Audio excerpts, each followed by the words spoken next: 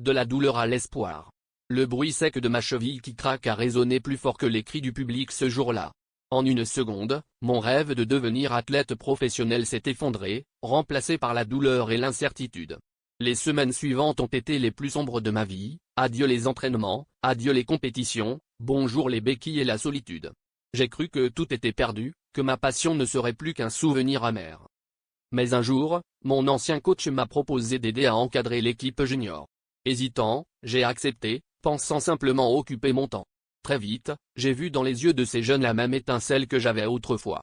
J'ai partagé mes échecs, mes victoires, mes techniques, et j'ai vu leur progrès.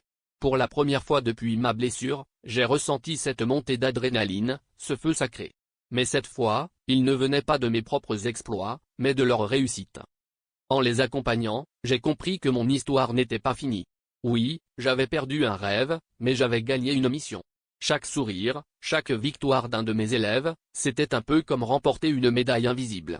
Je n'étais plus sur le podium, mais j'étais le tremplin qui permettait à d'autres d'y accéder. Ce que j'ai appris, c'est que parfois nos plus grandes défaites ouvrent la voie à des victoires insoupçonnées. On ne contrôle pas toujours le scénario de la vie, mais on peut choisir de transformer la douleur en force, et de transmettre une passion qui ne meurt jamais.